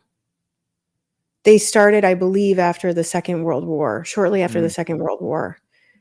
It's written in our socioeconomic policies. You can go and reference the writings I'm talking about. Governments, and especially led by the US, were specifically designing strategies for excess consumption. About 99 some odd percent of what you buy, what the average person buys, goes to landfill within a few months. This was systematically designed. They systematically designed for planned obsolescence, and they systematically designed for perceived obsolescence. In other words, they specifically design products even now for them to become obsolete, i.e. broken or unusable or not as user-friendly within a few months, sometimes even within weeks. That was intentional. We are systematically designing right now for perceived obsolescence, which means, oh, you're wearing those heels today, they're cool. You're wearing them tomorrow, they're not cool anymore. You don't have the most recent iPhone? You're kind of like, what's going on? I intentionally, I like Apple. I like the way, what I like about what Steve Jobs did was he got things real simple, and I don't want to digress too much, but he brought it down to the simplest that he could, and he almost lost his job. They almost lost the company. Well, he did actually, even he was fired. All these things because he tried to bring it down to this. And at first it was like, no. There was so much resistance, but he brought it down to it. If we can do that in a way that's also, you can use this for forever. When we start shifting mindset, and again, when we start planning for it, when our governments, when our leaders in corporate, when our leaders outside of corporate start saying, you know what? I tried the whole consumption thing. It didn't feel that good. Let's see if we can design strategies for harmonious interchange and interconnectedness and see what happens. You need some bold leaders. I work with really bold leaders. I work with people who say, you know what? I effing did that and it effing sucked. And I did it for a long time. And maybe I'm really, I'm internationally known, but I'm exhausted. Let's find a new way. And again, we only need critical mass because the power of that is so exponential that it blows everything else away. In my limited mind, I struggle to find someone who can do that. Like when I think of a bold leader who maybe has lived a life of massive consumption and has flown around on private jets, like, are there any people that are willing to give all that up in order to live a life like that has less? Because like that change has to come from leadership on some level. You have to show that to people. Like, I'm willing to give it all up. But I don't know. Are there people at the highest levels willing to give up their wealth in order to send a message to people? I think it was Buckminster Fuller who actually gave all his wealth away at the end of his life, or toward the end of his life. He started just giving it all away. And there are many leaders that have done that. But here's what I will also tell you. They're not mutually exclusive. We think we have to give up this thing called abundance. What you're actually doing is you're opening to the true abundance. And there are leaders who are doing it. We're doing it right now with this conversation. I think so. I actually don't have to give up anything. I can join you in these ways. And I'm not saying you, right. The physical George, but I'm saying you as a unit of consciousness, as a cell in this body. And we can say, it just didn't work. And we don't have to become extreme and live in the Himalaya. We don't have to sit and chant mantras all day and hold mudras. We have to awaken. And this wealth of experience, even the corporate jets and all of it. I mean, what do we know about physical matter? We know it's moving. We perceive it as solid because of our current ability of perception, our abilities of perception. It's not solid at all. The particles in that corporate jet are moving about at speeds of express trains even faster. That's what we know. When we look at it, when we go deeper and deeper and deeper, so you can look at some of these experiences of like constructs being erected just out of consciousness. It's all an idea. Let it go. Like, let go of the idea. You don't have to, the physical is going to erupt spontaneously. That's what this experiment is about. Again, as far as I can tell. Yeah, one of my favorite philosophers, I love listening to the lectures of Terence McKenna, and he talks about the eruption of the unconscious. And like, that's what this reminds me of when you start talking about the physical matter. It's just this boom, this explosion. Maybe also the metaphor of the butterfly and the chrysalis and changing forms, like that is so pertinent or so raw right now. Like I can see it happening. Like it's what I guess another metaphor would be like a snake shedding its skin on some level. It blows my mind to think about. Cortney, amazing. This is so fun talking to you. I'm really thankful for taking 2 hours of your time and hanging out with me. And we just barely scratched the surface of the book. Do you have a moment to talk a little bit more about the book? Yeah, I got a few more minutes. Yeah. Okay. Yeah. Okay. Yeah. So thank you for going down all these roads with me, but let's talk about giving yourself permission. Like, you had said, I'm never writing another book again. After this first book, that was enough. I'm not doing it anymore. But boom, here it is. Like, what happened?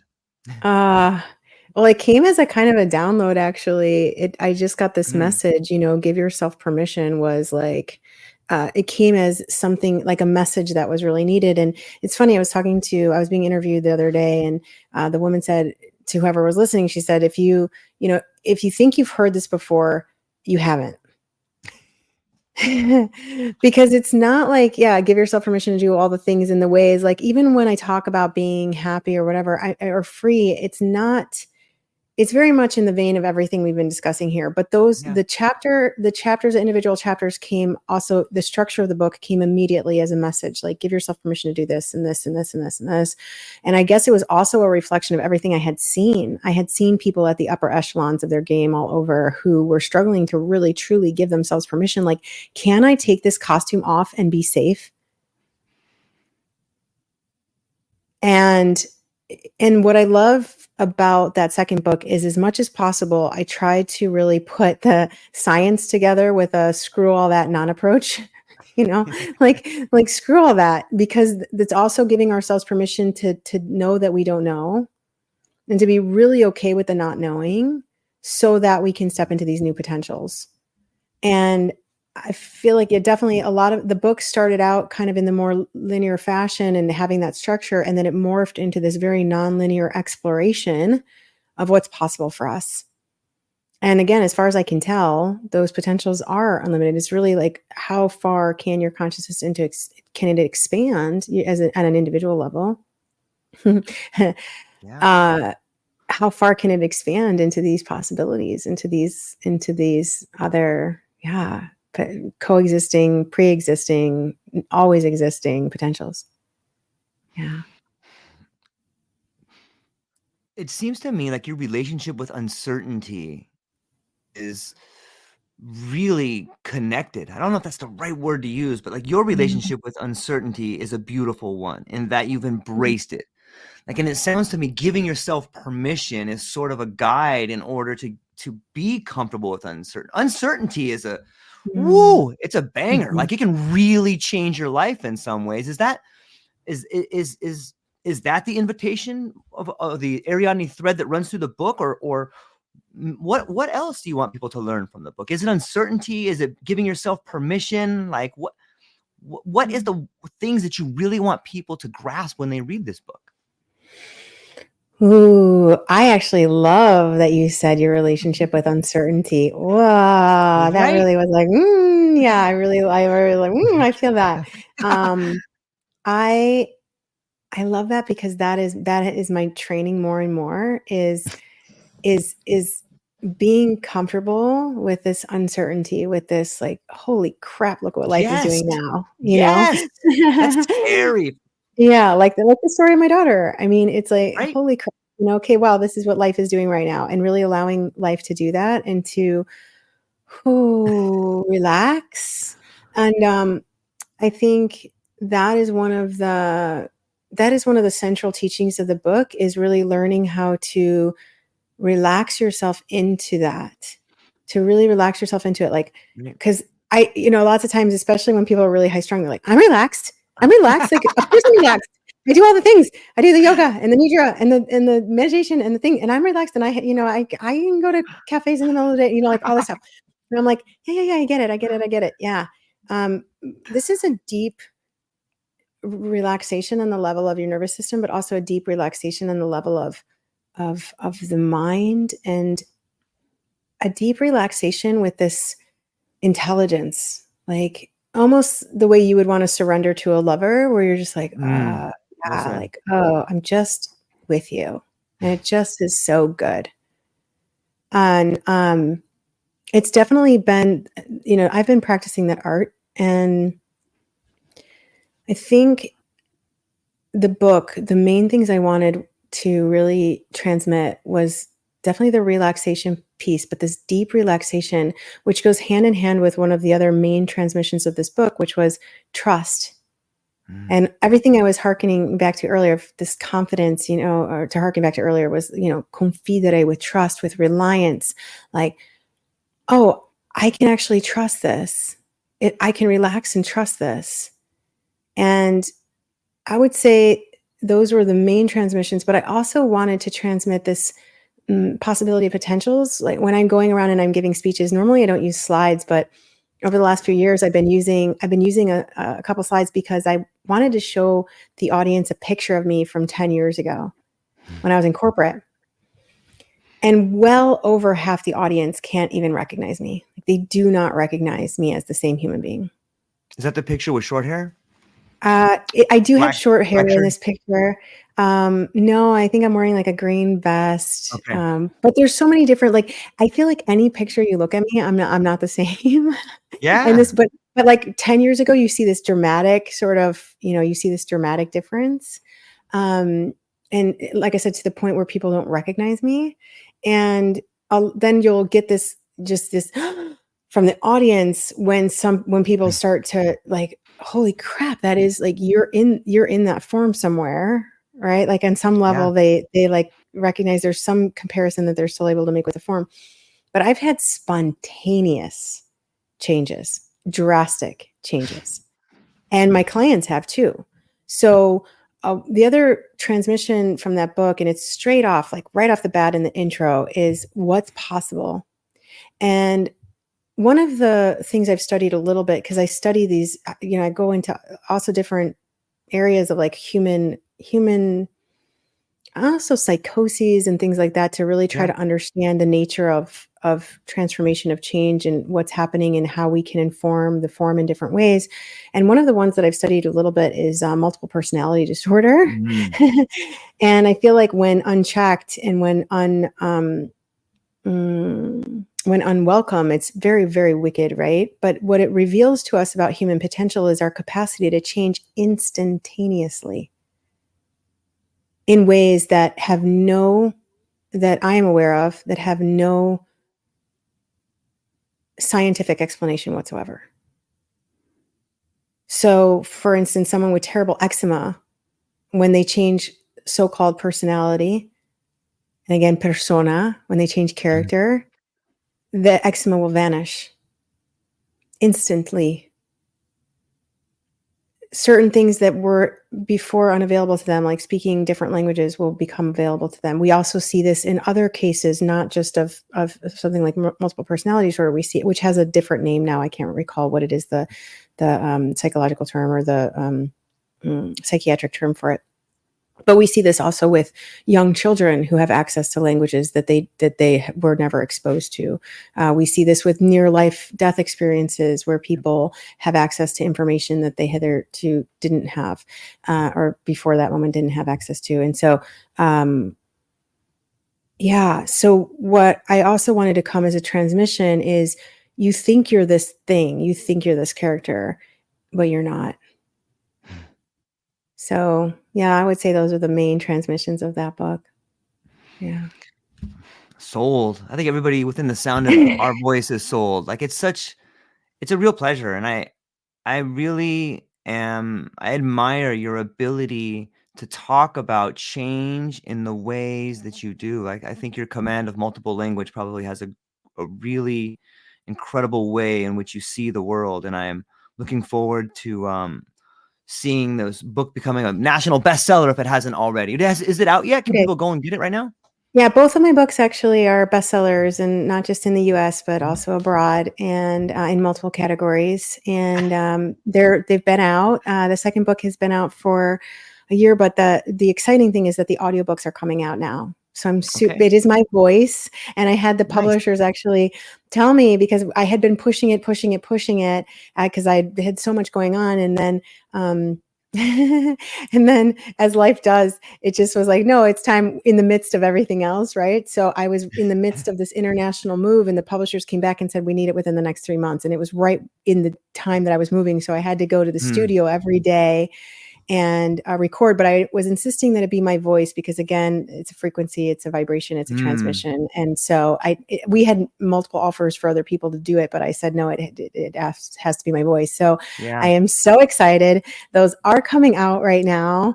And I think the second book, Give Yourself Permission, is going to be out it'll be out on all platforms, audio platforms, within the next couple of weeks.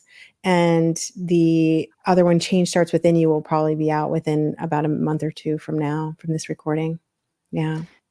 Do you feel like reading those books out loud to an audience changed your perspective on the stuff that you wrote? I feel like revisiting what Here's what I think. Here's what I think. Okay. A book is a snapshot of your consciousness in any given moment, just like anything you create, right? It's a snapshot Right. of your consciousness. So for me, going back and reading, it was fascinating to see like where my consciousness was. And I would Right. say that with the second book, especially, my consciousness is still very much aligned to a lot, even though it's shifting so rapidly. And there's so many things taking place in me all the time that it's like, whoa, now I have a new and exciting Yep. perception about that, or perspective and perception. But it was really fascinating for me to see these pictures of me, basically, these pictures of my consciousness at that moment of writing. And it was revelatory in a lot of ways. And it's funny because there are certain books that I will go back to, I'll revisit and Mhm. I'll say, I want to read that again because there's so much in there that's touching me on some level. And again, it's as a transmission, not as like the words per se. And it was funny because reading, especially my second book, I was like, oh man, like this is something that I need right now. This is something that I needed to be reminded of. So yeah. Yeah. It's Yeah. amazing. What maybe you could before we land the ship completely, what are some other books that maybe you inspired you or maybe you could give as recommendations for some of the audience to listen to or read? The Tao Te Ching, absolutely. Lao Mm. Tzu. You could literally study just that book and like, keep that as your only one. I think probably. Um, Autobiography of a Yogi, Mhm. definitely. There's some major transmissions in that book. I will often just spontaneously start to weep reading that book. Mm. Um, I'm reading the Overstory right now, which Well, is it's a beautiful. freaking amazing Powell. Oh my God. What's his first name? Anyway, it's a really amazing transmission, that book. Wow, wow, wow. The Overstory. The Overstory. Really, really highly recommend that. I love Anthony DeMello. Love his talks, love his books, love Alan Watts, love his talks, love his Mm. books. Um, I was really into Ram Dass's talks for a while. He was transmitting 100%. Um, mm, mm. Neville, definitely Neville Goddard. transmitting. Yeah, definitely transmitting. Mhm. Yeah, look for the transmitters. Yeah. It's really, really well said. But before we have we covered everything? Is there anything else? Where can people find you? What do you have coming up? What are you excited about, Courtney? Well, it's Cortney without a U. So that's important to remember. Cortney McDermott, CORT. We have a short URL for the website, which is CORTINC, so courtinc.com. And you can find me there. There's a free meditation that you can download that kind of quickly resets your nervous system. I did years ago, but I feel is still relevant. Um, because again, we didn't get into brainwave frequencies and anything like that, but this is kind of a way to instantaneously drop into alpha, for example. And sometimes people report falling into theta, still being wide awake. So that's a good one. I'm on Instagram, on LinkedIn at Cortney McDermott. So my full name. Also, the URLs can also be Cortney McDermott. So I'm in those places. It's beautiful right now because we have I hardly do any more one-on-one work. I have a waiting list for that, and I love that work. But there's only so much that I can do individually. But I do give talks and lectures. I work with some universities. I work with some corporations. Obviously, most of them have been private. I've been thinking about a public one, but it hasn't yet arisen as a possibility yet. But I occasionally do training. So if you're connected with me on Instagram, you can find any public trainings or talks there, or LinkedIn as well. Yeah. And we'll make sure that all of those links are in the show notes. So anybody within the sound of my voice, please go down to the show notes. Do yourself a huge favor. Check out the books. Reach out to Courtney, see what speeches she has coming up, or where you can find lots of her content on her socials. So, ladies and gentlemen, I hope you enjoyed this conversation as much as I did, and I hope that you realize that a miracle is about to happen in your life if you have the courage to take that chance. So that's all we got, Courtney. Please hang on briefly afterwards with everybody else. I hope you have a beautiful day and know that we love you. That's all we got. Aloha. Aloha.